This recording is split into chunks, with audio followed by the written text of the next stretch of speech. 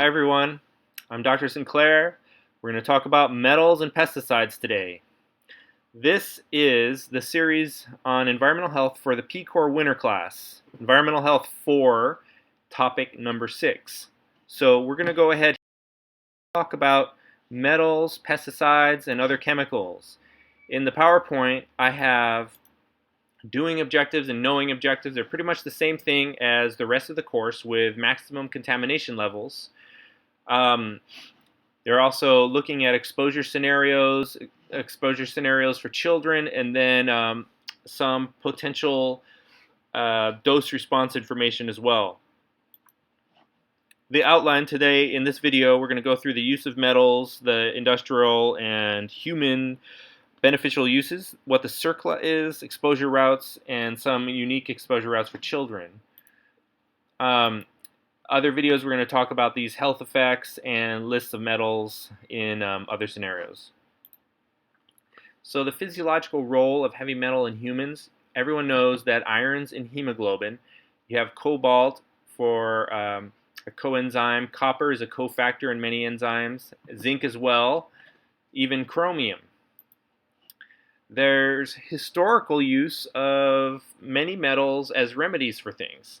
Historical use, people used arsenic and even copper. Arsenic was used to treat protozoa and syphilis, and it actually was a allopathic mainstream treatment for those things, but we found better drugs since. Current use of metals, of course, there's gold to treat arthritis, iron and anemia, zinc as a food supplement. Arsenic is still there in some homeopathic medications, but it's pretty rare. So what is the CERCLA and what is the substance priority list or the national priority lists? What are these things? Well, the CERCLA is the Comprehensive Environmental Response, Compensation, and Liability Act.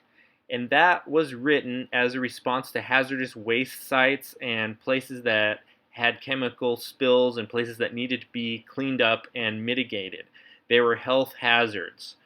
So the CERCLA list was actually the priority list of hazardous substances. Those are actually a list of different substances that are the most important to focus attention on. So it's revised every 2 years or so, and the substance on the list has a dedicated, each substance on the list has a dedicated toxicological profile on the ATSDR. There's an algorithm used to prioritize these substances, and that's based on the frequency of occurrence at the sites.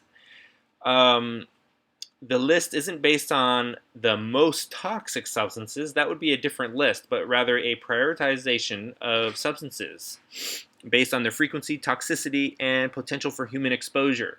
So that's why they have the CERCLA list. These things aren't on there because they're the most toxic possible things, but they're on there because they are very common. So if you go to the list right now, the 2015 rank here is actually there's three topics, three things that were common in 2013 and 2015. I'm going to show you what those are, and I'll say that this is something you should know for the quiz. Arsenic, lead, and mercury are number 1, 2, and 3. And again, going back here, these are not the most toxic substances, but they are a prioritization of substances based on combination of their frequency, toxicity, and potential for human exposure. So going back again and looking at these guys, arsenic, lead, and mercury, these are all heavy metals. And these are very commonly found at a lot of these different hazardous wastes or industrial chemical spill or legacy Superfund sites. The 4th, 5th, and 6th are non-metals, but also very important and very common. That's vinyl chloride, polychlorinated biphenyls, benzene, and then you have another metal after that, cadmium. So let's keep going here with the CERCLA list. These are things that pose the most significant potential threat to human health because they have a known or suspected toxicity and a high potential for human exposure at these national priority list sites. they could have a low toxicity but high frequency of occurrence, and that's why they may be on the list, like lead and arsenic. Those are pretty common out there. This is the list of the most serious, uncontrolled, or the actual national priorities list is the EPA's list of the most serious or uncontrolled or abandoned hazardous waste sites in the United States identified for possible long-term remedial action under the Superfund. So the WHO, the World Health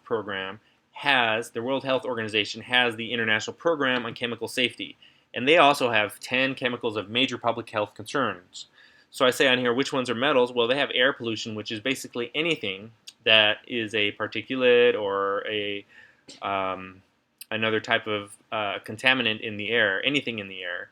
Arsenic, asbestos, benzene, cadmium. So number 2 and then number 5 on those lists are metals, and then down towards number 7 and 8 and 9. 8 and 9 are lead and mercury. So again, those are very common contaminants that we encounter. So major routes of exposure. This is something that we talked about during the risk assessment section in this course. The major routes of exposure here are the lungs, the skin, and the mouth. The other major routes are eye exposure.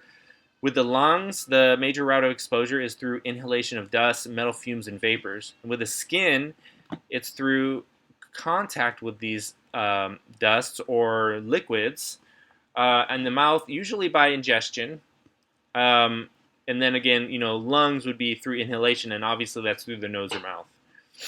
And there's talking about dusts, metal fumes, and vapors here, and how those are different. There are various ways. Here's an image. This is from the Hesperian Worker's Guide to Health and Safety, and this is available online. I have the link here.